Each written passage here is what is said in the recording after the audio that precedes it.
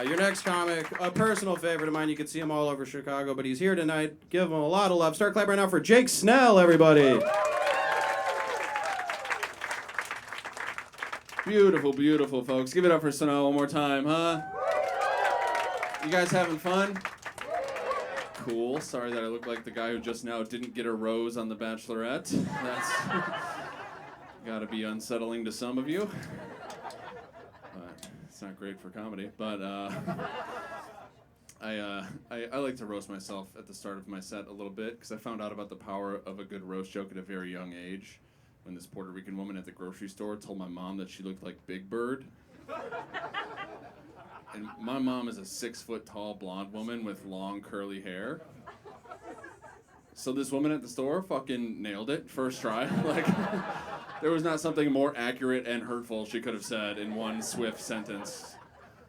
And my mom, she gave the joke a lot of power, you know, just by letting it ruin her life. You know, like, we still talk about it every Christmas. It's whatever was broken that day has not healed. It remains to this day. And me and my brother were there. We were just trying to be supportive of my mom. So we were like, hey, don't listen to her. You're beautiful, okay? But then as soon as me and my brother got home, we were just alone in our room looking at each other like... Until finally I was like, yo, Mom, do look like Big Bird though, bro. Damn, exactly like Big Bird. Shame on us for not putting that one together. I was at a wedding recently, and this little kid found out that I was a comedian, so he wanted to tell me a joke. And I was like, sure, this has never gone poorly. Why don't you tell me a joke, little man? He was like, all right, if your Uncle Jack was stuck on the roof, would you help your Uncle Jack off? Shame on you guys, okay? I didn't find that shit funny at all. That shit ruined my night.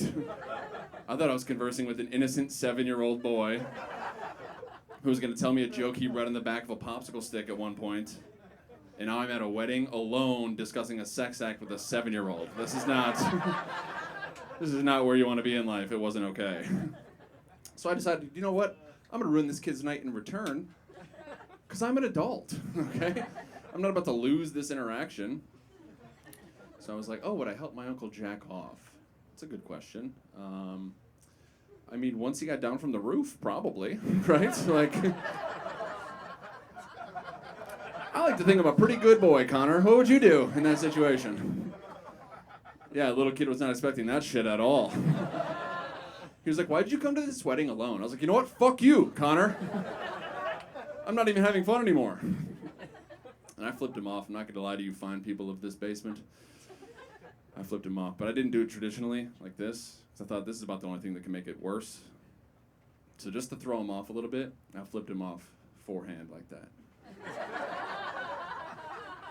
Just so that he goes through the next couple years of life thinking, this is how you give the finger. Like, because I probably lost today, but a year from now, when he gets mad at his friend and wants to flip him off for the first time, he's going to be like, you know what, Tanner? Fuck you, dude.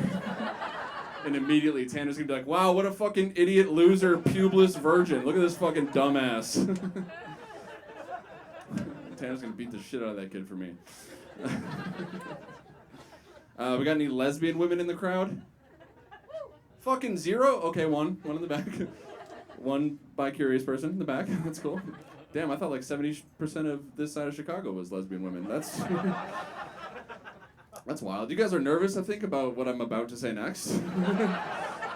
Because I look like a safe space for hate speech, which is valid on your part, you know?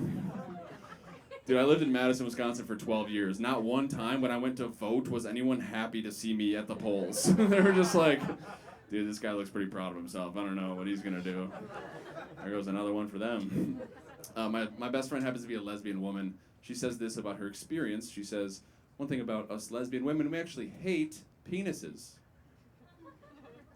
Fucking earth-shattering news to me. Yeah.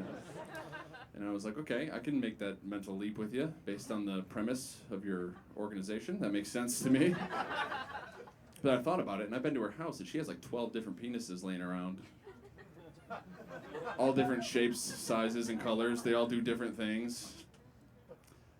I mean, she at least appreciates the design. Like, it's not a full-on, I don't know if hatred is the correct term there. I don't know what you guys do with things that you hate, but I certainly don't fucking collect them, you know? Like, it's like how vegans say they hate meat, but then they like engineer things to specifically mimic meat in all their recipes. We just got lesbians out here collecting impossible dick for some reason. Just. What else do you hate? Drama? Ooh, I believe you. Oh, that's fun. I grew up in an all-black neighborhood, which is not what anyone expected me to say, again. Some things have stuck with me in my adult life. Like, sometimes people ask me what I use in my hair. I use this product called Murray's Pomade in my hair. Yeah. One guy in the back, who I can't see, not gonna say it's because of race, but... See, all you guys are so uncomfortable. Fuck you guys. I'm doing this fucking joke, okay? For those of you who are not familiar, it is a black hygiene product, okay? Definitely not made for guys who look like if Donald Trump finally got to have sex with his daughter. It's not made for... It's not made for me, okay? But it works for me. I like it. So I've used it since I was a kid. And some black people give me shit for using it, but nobody's more upset than the lady that has to unlock it for me at Walgreens. You know what I'm saying? Like, so you guys understood the racist part of the joke. That's good for you. That's good for you. I put that joke on TikTok, and Murray's Pomade reached out to me to be a brand ambassador. True story. This happened on February 19th, 2023. And I thought, all right, well, I don't know what your whole PR mission is here, but it is the middle of Black History Month. Probably shouldn't be recruiting a white spokesman for wave grease, but do holler at me in March. And they did. So now as part of my contract, before I get out of here, I gotta tell you guys a little bit more about the product. That's cool, all right? It's petroleum-based, like Vaseline. So in addition to it being hair gel, it's also perfectly safe to masturbate with, okay? And then again, it's hair gel, so when you're done, your dick stays hard all day. How about that, huh? All right, shut the fuck up. I'm not really beating off with that shit. Come on. Anyone who actually knows what that is, that'll rip your dick off. It's way too thick. Okay, do you guys like sex better with the lights on or the lights off? They're like, we actually don't fuck. We've actually never fucked. None of us has ever had sex. I don't even know how we got here. Okay, here's the thing. Plenty of valid reasons why you might like sex better with the lights on or the lights off. But if you happen to be with a partner with the opposite preference, one of the best things you can do is have sex to a strobe light. What up? Yo, think about it. Go here with me, guys, okay? Half the time the light is on, half the time the light is off. That is a 50-50 compromise. It literally doesn't get better than that. It adds like the mystery and the entertainment value of the whole thing. Like you don't even know what movements are really happening when you're in a strobe light. You ever clap your hands in a strobe light and your hands are way out here but the sound is being made and you're like, what the fuck is this magic all of a sudden? You combine that with sex, like when you tell me it feels like I'm in but it looks like I'm out. Oh my god, so fun. Sign me up for that every time. I just want my partner to be entertained and I want her to leave with a couple questions, you know? Like, why does he own a strobe light at all? I thought only DJs and haunted houses could buy those. And why was he clapping his hands the whole time? Like, that part was so weird. All right, guys, thank you so much. I'm Jake Snell. Love you. Bye. Jake Snell, everybody. Let him hear it. Before I said, Jake asked me a question that many comics have asked me, because we're all in the back. You can't really see like what the crowd looks like from up here. And sometimes you got to ask this question because of certain jokes you have.